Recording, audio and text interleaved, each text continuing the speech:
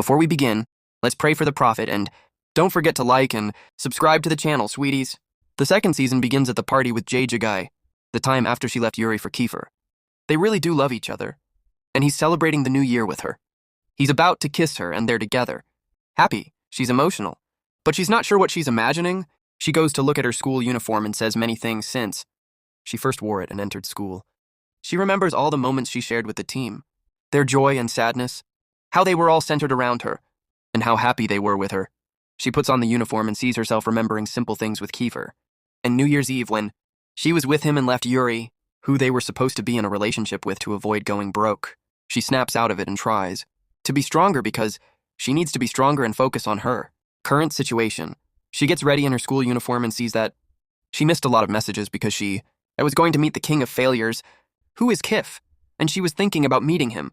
She accepted Yuri's marriage proposal, so she shouldn't go near Kif at all. Her aunt comes in, very happy with the room because she changed it and made it better. That's why she tells her that Yuri came and asked their permission to go out with her. And he's currently downstairs, so she lets her go. She goes to think about his ring and says that she is currently engaged to Yuri, so she has to stop thinking about Kif completely. She tries to be strong and wants to forget what happened at the beginning of this year. She kills time and goes downstairs to go back to school. But she finds Yuri waiting for her. He goes to greet her and decides to spend time with her. He offers to carry her bag because it's his duty as her fiancé. But she is shocked by the word, because it is a very big word. Suddenly, Earth appears and refuses to let her go with Yuri. But he doesn't care, because he's not the one who's going to be a hacker from now on, since he's already engaged to her. And she goes to talk to him and tells him that she wants to be with Yuri and talk to him.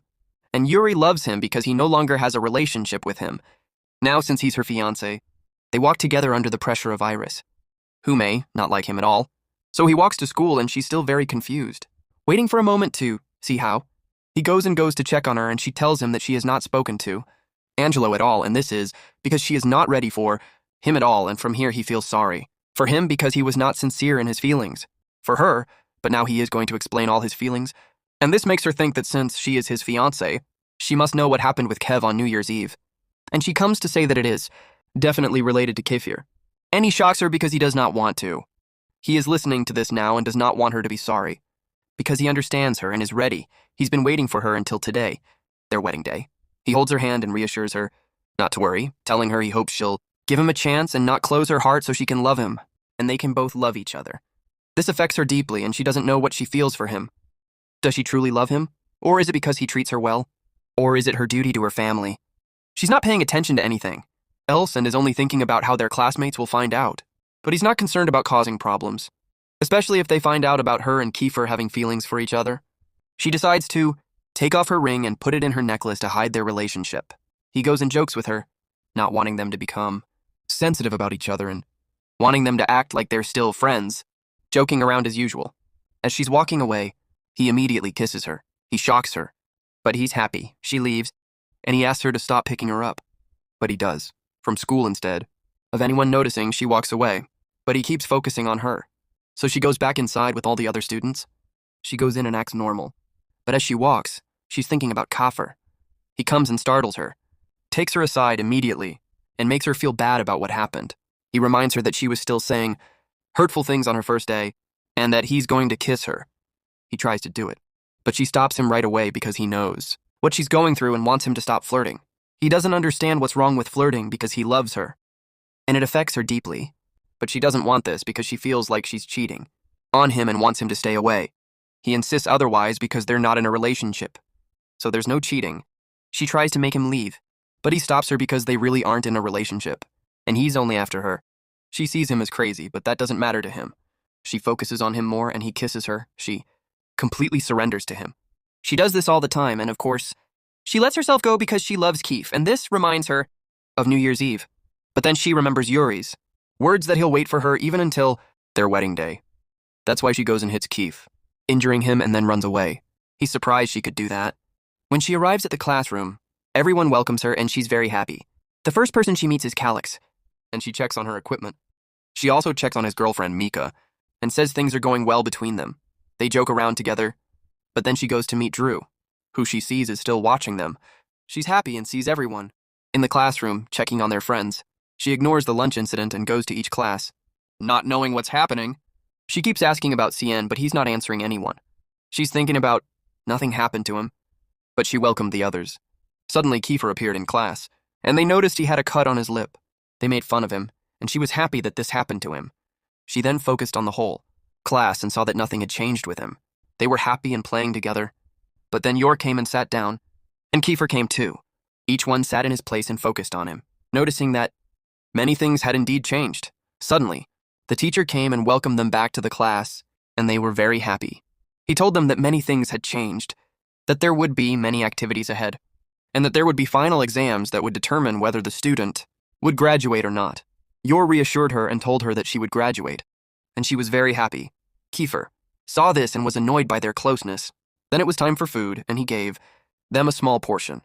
He takes many things that aren't available to everyone else, and he takes what he wants. He goes and sits next to Jay, who wants him to move away from her for a while. But when she tries to get up, he pulls her back and tells her that he's going to tell everyone what happened to her on New Year's Eve or what. But she refuses and goes to celebrate with him until Yuri arrives.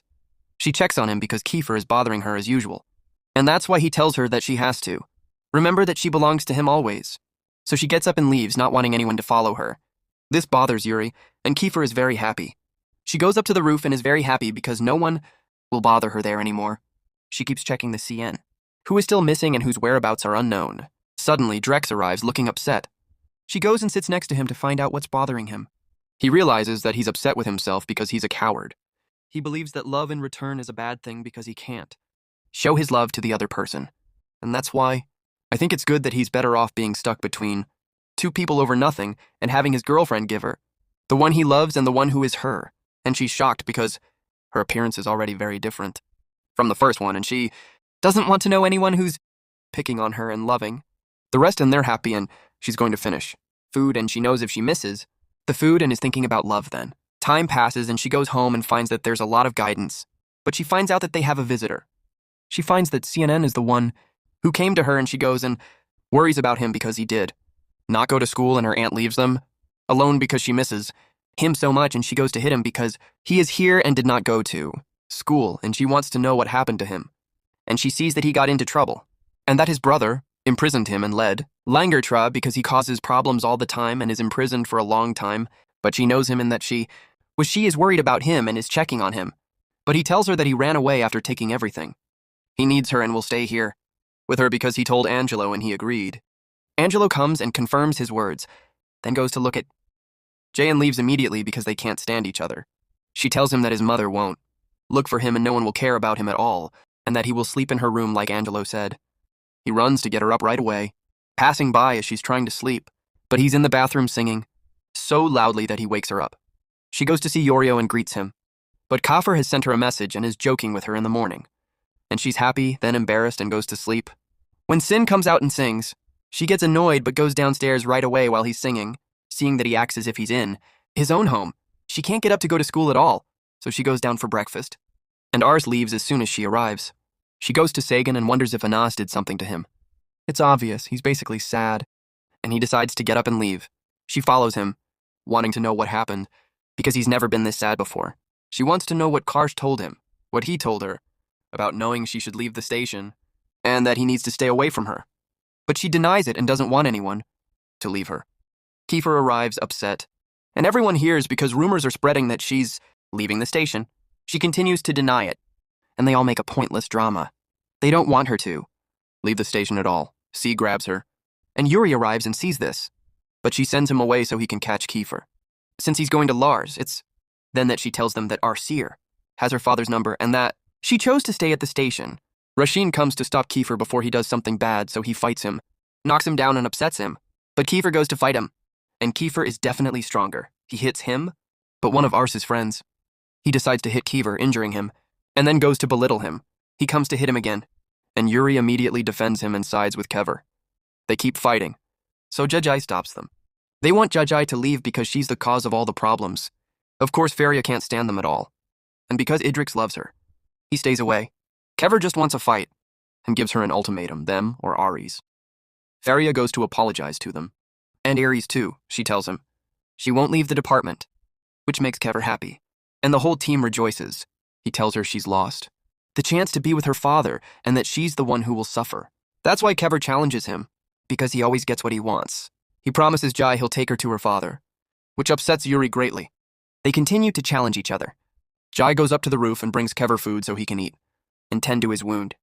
He makes her go and tend to his wound herself, and she actually does that. But that's why he apologizes to her, and she's happy that he knows how to apologize like that.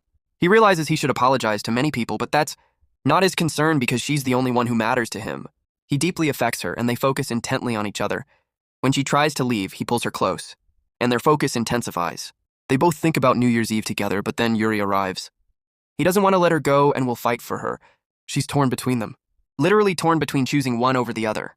She wakes up from the recurring dream she has, and she doesn't know who she's dreaming about because it feels so real. She goes to see Yuri and he greets her. She thinks about Kivar, wondering why she shouldn't message him, and she thinks about the age where he's given up everything and left him for her. He tries to wake her up, but she doesn't. So he leaves. She runs off. But her friend follows her and tells her that someone is following her. She decides to call Kivar and does this. You find two people fighting with him, and he goes to fight them. She wants to run away, but she ends up fighting with him. Asha won't leave him alone, and they beat them up. But then another person comes and tells her that they want Jaya because of the infidel.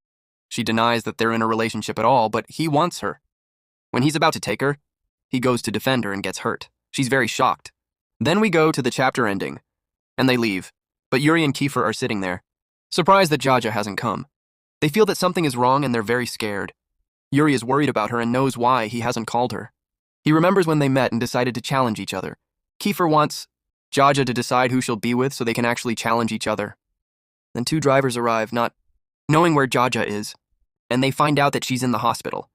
So he rushes there and keeps calling her to find her because he's going crazy with worry.